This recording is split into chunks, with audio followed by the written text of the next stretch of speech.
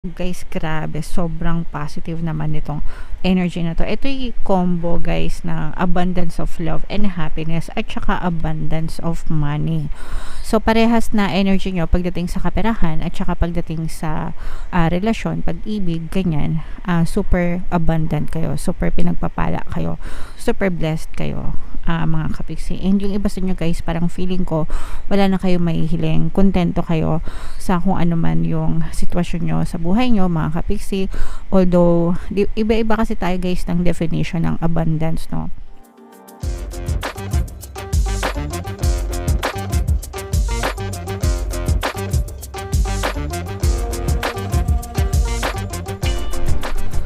Hello guys, hello Sagittarius, welcome back to Pinay Pixie Tarot. Ang pamagat ng episode natin for tonight is new moon kapalaran para ngayong March to April para sa Sagittarius, Sun, Moon, Rising, Sign, and Venus. Shuffle natin yung cards guys, hanapin natin yung energy ng moon at saka yung energy ng Sagittarius.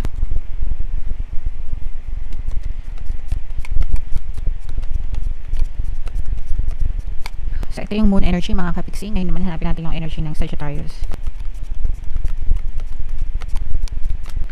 Ito guys, so Sagittarius kayo ay represent ng Queen of Wands. Dalawa lang yung natira guys, kaya kukuha pa tayo dito sa spread. Combination nito guys ng positive and negative energy mga kapiksi. General reading lang, pwede mag-resonate, pwedeng hindi. Yung new moon ngayong March guys ay sa March 10. Tapos yung next na new moon naman ay sa April 8. Kaya ang reading na to mga kapiksi ay para sa period na yan guys. So ito yung combination ng positive and negative energy, no? Pero guys, grabe, sobrang positive naman nitong energy na to. Ito yung combo guys ng abundance of love and happiness at saka abundance of money. So parehas na energy nyo pagdating sa kaperahan at saka pagdating sa relasyon, pag-ibig, ganyan, super abundant kayo, super pinagpapala kayo, super blessed kayo, mga kapiksi. And yung iba sa inyo guys, parang feeling ko wala na kayo mahihiling, kontento kayo sa kung ano man yung sitwasyon nyo sa buhay nyo, mga kapiksi. Although iba-iba kasi tayo guys ng definition ng abundance, no? Kasaganaan or riches, kayamanan. There are some people na kahit na hindi sila kadamihan ng material na bagay or kaperahan, they feel complete, no? Feeling nila abundant at pinagpapala sila because hindi sila na stress, wala silang pinagkakagastusan, they can buy the things that they want kung kailan nila gusto, at hindi rin sila kumbaga wala silang mga utang-utang, ganyan. While others naman, meron talagang some people na hindi makontento kahit gaano kalaki yung sinasahod, kahit na bonggang-bongga yung mga kayamanan nila, they still feel less, parang meron pa rin kulang sa kanila, something like that, okay? So iba-iba talaga, but in your case guys, regardless, kahit mapera kayo or hindi kayo mapera, punong-puno naman kayo ng abundance of money and abundance of love sa paligid nyo, mga kapiksi. So yung feeling, no, yun yung pinaka-importante, yung makakain. Ako guys, makakain lang ako sa Jollibee. Feeling ko ang yaman-yaman ko na. Okay? Yung mga ganun simpleng kaligayahan, no? When you can buy simple things that makes you happy, that what makes you truly rich, guys. Alright? So yan yung nakikita natin na energy nyo. And bukod dan guys, no, angel number 1010, i-check nyo yung ibig sabihin yan. Baka may additional na mensahe pa sa inyo ang inyong mga anghel gabay. And mag-strike pa ng mabilis. Marami pang opportunities yung pwedeng dumating sa inyo bukod sa current status nyo na feeling nyo blessed na kayo sa love and sa kaperahan. Pero more opportunities pa yung uulan. Parang uulanin pa kayo ng other opportunities na magpapaligaya sa inyo, na magpapasaya sa inyo, mga kapiksi. Okay, so open pa kayo, receptive pa kayo, ibig sabihin ready to receive pa kayo. And the more na grateful kayo guys, no, the more na ina-appreciate nyo yung mga blessings sa buhay nyo. Palagi ko tong sinasabi, and kahit na ilang bilyong beses ko tong sabihin, I will always say it mga kapiksi, kasi may mga bago tayong mga viewers, no?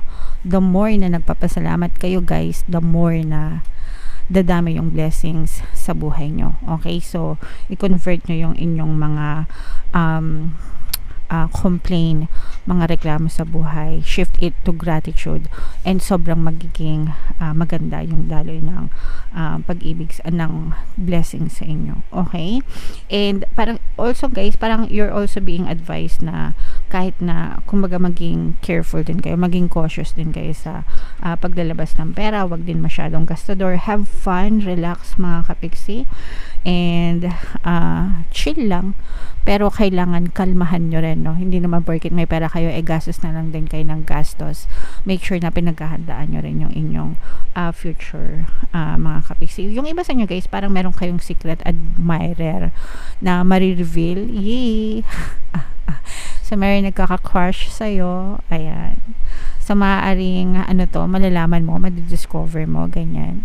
Baka may marites sa'yo, uy, alam mo ba si crush ka? O, ayan, diba?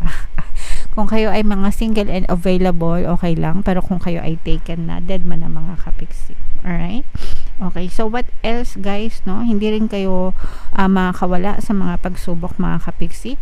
Hindi pa kayo nakakawala. Yung iba sa inyo guys, may mga, kahit na abundant kayo sa inyong buhay, may mga pagsubok and challenges. And bahagi yan ng buhay. It's normal, no? May paminsan-minsang susulpot na mga problema, challenges, pero normal yon mga kapiksi, and sometimes mas mahirap maka-move on. Etong problema na to guys, parang feeling ko matagal na, overdue, long overdue, pero parang hindi pa kayo masyadong nakaka-move on guys. So ask yourself, baka mamaya kayo na yung nagpapahirap sa sarili nyo, no? Baka kasi tapos na talaga, pero inaalala nyo pa, kumbaga paulit-ulit nyo pang iniisip. So nalulong overdue siya. So maybe it's about time na you learn to accept it and matuto kayong mag-let go. Alright? And more second chances pa guys, no, na opportunities. Sabi ko nga sa inyo guys, marami pang opportunities, no, sa inyong kaperahan. Marami kayong options guys. Parang pinipili nyo kung ano yung mga options na pwedeng nyong gawin sa buhay nyo. Either magnegosyo kayo, mag-freelancer kayo, mag-ahente kayo, magtrabaho kayo, side hustle kayo, mag-invest kayo, ganyan. So parang maraming options na ipa-flash sa'yo sa universe ngayong new moon season, and lahat yon makakapag-contribute sa kasaganaan mo pa, more kasaganaan pa sa iyong buhay. Ikaw na yung mamimili. So weigh your options wisely. Timbangin nyo guys, no? Make sure na yung mga opportunities guys, no, palagi nyong pag-aaralan para maiwas scam kayo mga kapiksi. Gamitin yung utak guys. Alright? Okay, so yeah, i-mind nyo na yan guys sa comment section. Mind opportunities, mind more opportunities, mind abundance of money, mind abundance of love, mind abundance of happiness. Yan, comment nyo yan lahat sa comment section. You have to align yourself with the energy of reading para talagang maramdaman nyo siya sa inyong physical reality. So, tingnan natin yung additional na mensahe sa inyo guys gamit itong deck na to. Shuffle natin to guys. Habang sinashuffle natin to, panoorin nyo muna itong video natin regarding sa ating paano mag-manifest ng abundance video course. Kapiksi, sawa ka na ba sa mga struggles at hirap sa buhay mo? Masipag ka ba at masikap sa buhay ngunit hindi ka pa rin umaasenso? Ilang beses ka na bang nag-attempt magnegosyo at mag-invest pero palagi ka pa rin nalulugi? Sa pagkakataon na ito ay maaaring may subconscious beliefs ka na nagiging balakid sa iyong pag-unlad at pagyaman. Introducing, paano mag-manifest ng abundance video course. Dito ay matututunan mong ma-overcome ang mga balakid mo para tuluyan ka ng umunlad, umasenso, sumagana, maging matagumpay, successful at maswerte sa iyong kabuhayan, pera, trabaho, negosyo, salapi at kaperahan ng bonggang-bongga. Dali, mag-send na ng email sa pinoypixie@gmail.com at simulan na ang iyong pagyaman ngayon. Alright, so sabay-sabay tayo magpayaman ngayon 2024 mga kapiksi. Mag-avail na kayo ng course guys kasi sobrang ganda talaga niyan. And good news mga kapiksi dahil ngayong March, no, meron tayong promo. Magbibigay ako ng 1 free pampaswerte subliminal sa lahat na mag-avail ng course guys. Kaya mag-avail na kayo, sobrang ganda talaga niyan mga kapiksi. And meron din tayong email coaching, manifest your desires using the law of attraction. If meron kayong mga specific na gusto nyong i-manifest guys, pwedeng love and relationship, pwedeng money or career mga kapiksi, pwede kayo magpabook ng email coaching session with me. Mag-send lang kayo guys ng email sa pinoypixietarot@gmail.com. So, ito yung additional message para sa inyo guys. You and your loved ones are safe. And nakita naman natin yan dito sa spread guys. Kasi nga sabi ko sa inyo, abundance of love and happiness and abundance of riches. So, parang secure yung family nyo mga kapiksi when it comes to inyong kabuhayan guys. Okay? So, wala kayong kailangang ipag-worry mga kapiksi. Just always pray. Palaging humingi ng guidance and protection din. Guys, attune to the moon, make sure you put family first, no? Dapat talaga yan importante, God and then family first mga kapiksi. Yun yung i-prioritize nyo. Yung iba kasi na ibang tao, di ba, pina-prioritize pa nila mga kaibigan nila kasi sa sarili nilang kadugo. Pero depende rin, no? Kanya-kanya tayong preference. But for me, syempre, family, no? Kadugo natin yan, mga kapiksi. At saka parang no-brainer naman yan. Kasi pag panahon ng kagipitan, di ba, sometimes, yung mga kaibigan mo, bigla na lang yan mawawala. Pero yung pamilya mo, nandiyan talaga yan. Pero, meron din naman, no, kabaligtaran. Lalo na yung mga pelikula sa drama-rama sa pelikula. Sometimes, kung sino pa yung kaibigan, sila pa yung maasahan. Tapos yung pamilya, sila pa yung tumatalikod. But regardless, mga kapiksi, still family pa rin. Okay? Let someone get a bit closer to you, especially yung nakita natin kanina guys na meron kayong mga secret admirer. So hayaan nyo sila na maging kaibigan kayo at least, no? Hindi nyo naman kailangan i-reciprocate kung ayaw nyo, pero let them get to know you or you get to know them. Sa mga single lang guys, kung kayo ay teke na, wag na kayo lumandi-landi sa iba ha.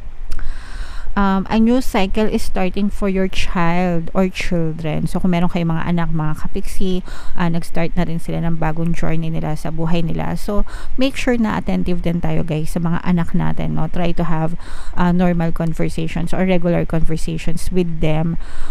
Diba? So, yung tuwing dinner or tuwing, I don't know, baka merong kayong time na pwede kayong mag-usap, ganyan. Just get to know them and be with them mga kapiksi.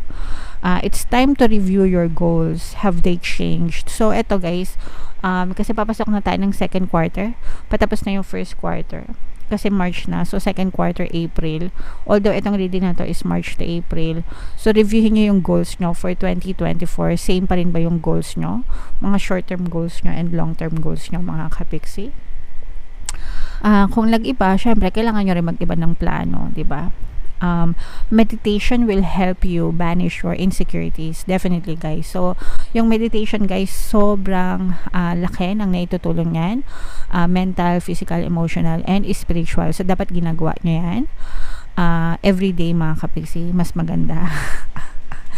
Ginagawa ko siya daily kasi kailangan ko dahil kailangan kalmado ako, especially when I deliver messages para sa inyo, para yung mga mensahe pasok ng pasok, malinaw sa atin.